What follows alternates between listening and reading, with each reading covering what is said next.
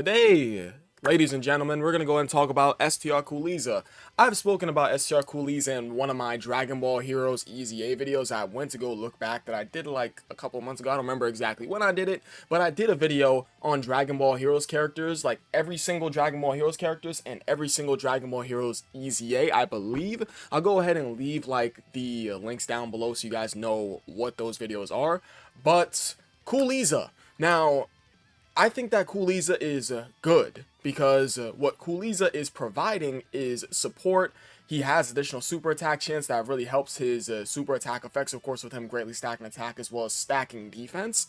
And of course, he gains an attack and defensive buff on super attack. So not only is he stacking attack and defense, well, greatly stacking attack and only stacking defense normally, but he's also gaining an attack and defensive buff when he super attacks, which of course will make him hit harder. As you guys already know, you hit harder when you gain your attack and defensive buff on super attack from your passive than when you start out with your attack and defensive buff in your passive. It's a true thing. That's the reason why characters like Physical Beerus was able to hit so goddamn hard when he had first came out. You pop D-Pan's active skill, you have Physical Beerus on that rotation, it's pretty much quits. You sat him right next to STR Whis, it was over. That character that he was going up against way back during that meta where he was out was just body bagged. That's just a true thing, and that's the fact of the matter. Now back on over to STR Coolieza. So I think that this is a good unit. And the reason why I say this is a good unit, of course, is for reasons why I've already stated, is because this guy is stacking. Meanwhile, he's gaining an attack and defensive buff when performing a super attack from his passive, as well as him having additional super attack chance built into his passive. Now, I do wish that this guy launched an additional attack that had a 50% chance to come a super attack because it gives you a greater chance of proccing the additional super attack. But hey, that's just me. Technically, this guy could do a triple super attack, which is obviously really nice. And of course, this guy does build up crit chance each time he does a super attack. It's just 3 super attacks. You can just build that shit up within 1 turn.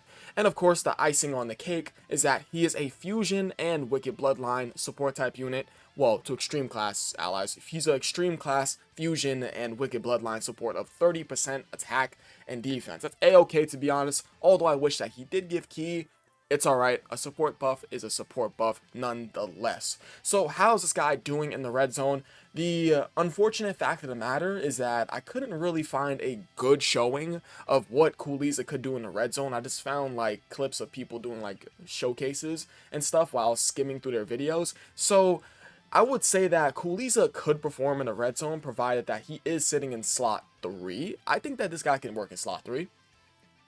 For damn sure, and provided this guy does do multiple super attacks, and he is sitting inside the 3rd slot right next to STR Cooler, hey, he can get the job done because he is supporting Cooler with 30% attack and defense, as well as him sharing some links with STR Cooler too, right over here. They're sharing Metamorphosis, Universal Most Malevolent, Strongest Clan in Space, Thirst for Conquest, you know, the typical Wicked Bloodline links. And at link level 10, that is 45% attack, 25% defense, 2 key, 5% HP recovery. May not seem like a lot, but considering the character that he's sitting right next to, it is a lot for him. For this LR Final Form Cooler, that is good buffs, and hey, we'll take all the defense we can get when it comes to giving this guy his stat buffs. Now, going back on over to Coolieza, I don't really have much more to say about this guy, but let's go ahead and take a peek at how many 200% leader skills this guy's on. So, our guy Coolieza is only on 2 200% leader skills. Of course, that is obvious. He's on LR Middle Cooler's 200% leader skill to Wicked Bloodline, as well as him being on LR Final Form Cooler's 200% leader skill to Terrifying Conquerors and Transformation Boost. So what is good about Coolieza is that Coolieza has a great super attack effect with him greatly stacking attack and stacking defense, as well as this guy gaining a 120% attack and defense when performing a super attack inside his passive, of course. Him stacking attack and defense as well as gaining an attack and defensive buff when doing a super attack will make this guy hit much more harder, and he'll be much more efficient when he does get his defense up to a substantial level, as well as this guy being able to support his super attack effects of him stacking by having a 50% chance of launching additional super attack. And of course, this guy does have built-in crit chance. Even though he's a STR unit that already has the free 5 crit, this guy does build up to a 30% chance of crit, and the cherry on top is that this guy's is extreme class ally support to Wicked Bloodline and fusion to 30% attack and defense, as well as him having the typical, of course, Wicked Bloodline links. Universal Most Malevolent, Strongest Clan in Space, Thirst of Conquest, so on and so forth. I think the only issue with this guy is that he's just pure defense. That's it.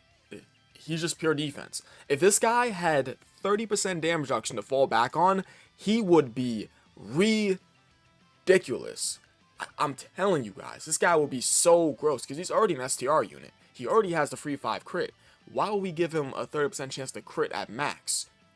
Just saying. My only issue with this unit is that he's pure defense, and he doesn't have an extra layer of defensive ability to fall back on, as well as him being on a complete just lack of category team. That's 1, 2, 3, 4, 5, 6, just 6 category teams. Not really a lot. Could use a little bit more, I wish, but hey, that's his only issues. Complete lack of categories, as well as him not having an extra layer of defensive ability to fall back on. But I think that is really about it. I appreciate you guys watching. You guys are the best. I'll catch you guys next video, and I love you all. Peace.